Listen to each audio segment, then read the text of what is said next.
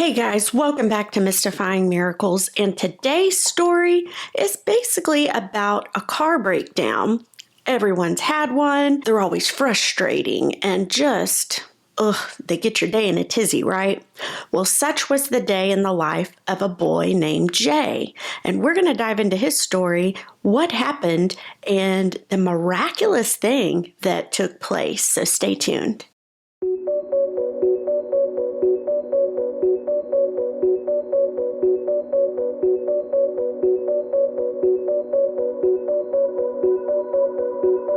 Jay, he was 5 years old in the summer of 1983, and his family were getting ready for a big move. They were going from Denver, Colorado, and they were moving to Los Angeles, California. Now, due to certain circumstances, the family wasn't able to take all of their possessions and belongings, so they had to load what they had basically in the vehicle. And Jay's father, he wanted to make the whole trip all in one day. Due to that, his mother got a bunch of snacks together. She bought those gallon jugs of water, loaded up the car so that it would last for the whole family and all the siblings. For most of the drive, Jay was asleep. And again, he was 5. But he did wake up as they went through the Las Vegas area. And, family starts talking, you get woken up out of a deep sleep. But not only that, Jay, and I'm not sure of his other siblings, but Jay had actually been born in Las Vegas. So he was kind of interested in seeing, this is where I was born. But more importantly, he was excited about the upcoming drive of where they would be passing through next. And his mother had told him all about it, about the Mojave Desert and Death Valley. And Jay, as a 5-year-old boy, he found it fascinating that, wow, we're going to be driving through one of the driest parts of the U.S. And his mom had told him a little bit about it already prior to the trip, that those places, they typically got 2 inches or less of rainfall in a whole year. So again, he was just excited, like, wow, I'm going to see the driest place, That day, not a cloud in the sky.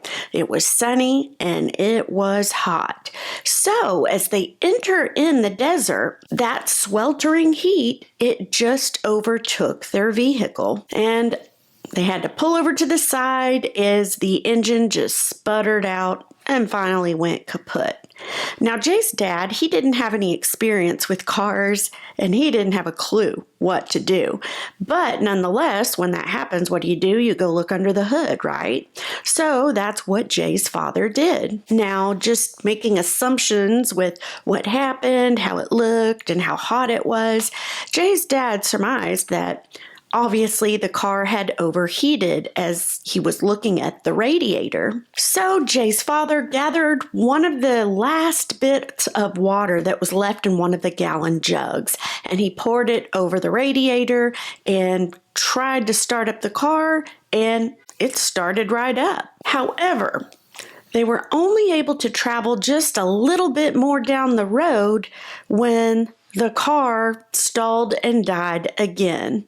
Now remember, they just used the last of all their water supply to pour on that radiator, so now they had nothing. Everyone, all the kids in the car knew, and it was dead silence. So as Jay's father pulls over once again and the car sputters and dies, there's just silence, like I said, and it's a dire situation. You're in the desert, sweltering heat. You just ran out of all your water, not to mention they were out of all their snacks already. So, Mom had an idea. She was very spiritual. She had a great relationship with God. She gathered all the children. She got them outside of the car and took them around to the side, and she said, here's what we're going to do, kids. She basically told them, we are going to pray for rain. When Dad heard this, he kind of, he's still, for the second time, looking under the hood, and he heard his wife saying that to the kids on the side of the car, and he kind of just scoffed and was like, oh my gosh, kind of a thing. He was not as close to God, I guess you could say. And not only that, in his mind, he was thinking, he's looking up, there's no clouds, how are we going to get some rain here? He thought it was useless and a waste of time. I mean, after all, they were stuck in Death Valley right now. But Mom paid no attention to that. She did what she was going to do. And the kids and Mom, they all prayed together, and they prayed that the Lord would send some rain so that they would not be stuck in the desert and that their car would be able to start back up. Now, a little bit of time passes by and nothing happens. Mom, though, she was the type of mom that was headstrong.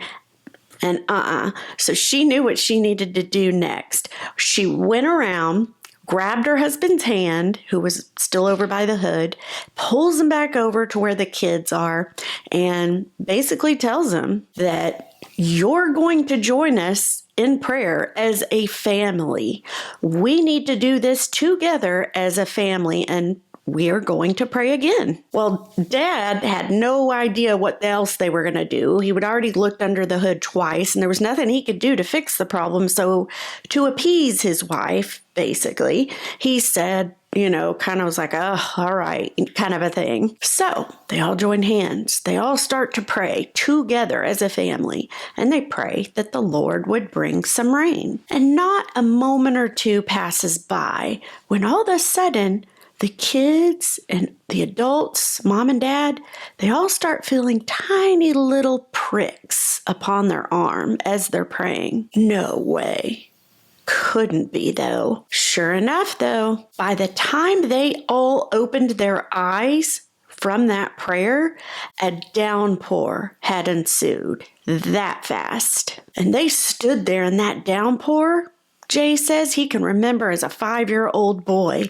They all stood there in silence, and there was just awe and amazement, at what was taking place. And here's what was crazy. Jay says that all around them, the whole desert was still sunny, and there was no rain, and it was still sweltering hot. The rain was right over their vehicle. That was it. Well, the cold droplets continued to pour down, and Jay describes it as torrential. So it was a full-on downpour. We're not talking about a couple of drops here. Well, once the family kind of got out of that awe and amazement phase, they quickly all started gathering all the empty water jugs that had been in the car, and they started setting them out. And actually, they filled up pretty quick. And that's even though the openings, everyone knows what the gallon jugs are. It looks like a gallon of milk, just water. So the openings are pretty small, but despite that, they still were almost overflowing with water. Jay likes to think back on that memory even to this day, even though he's an adult now and, has his own family. But he loves thinking back to that day and that moment. And he says he can just look up and just picture God, just kind of with his hand just dropping those big droplets of rain just right over their car that day. And also, he said basically his dad had to pick his jaw up off that desert floor because he was so amazed. Well, obviously, once the jugs were full, they were able to pour it onto the radiator.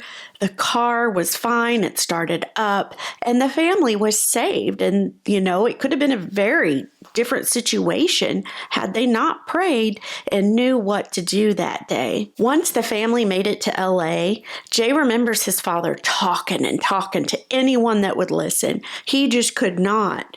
He wanted to tell everybody, you won't believe what happened to us. And he did. He tried telling so many people. And Jay and the rest of his family say that it stirred his father's faith. Whereas before, there really wasn't any.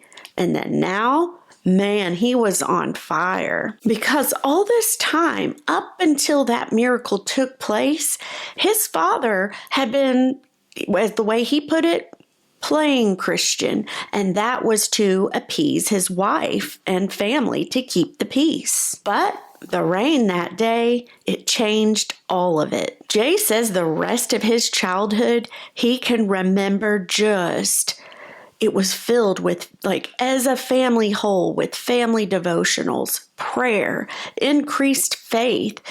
The way he described it, an unshakable family faith together. He said his father led the way. He took charge of the family, and just the faith that man had was incredible, according to Jay. Man, I can't imagine what that must have been like and what that looked like. It's amazing.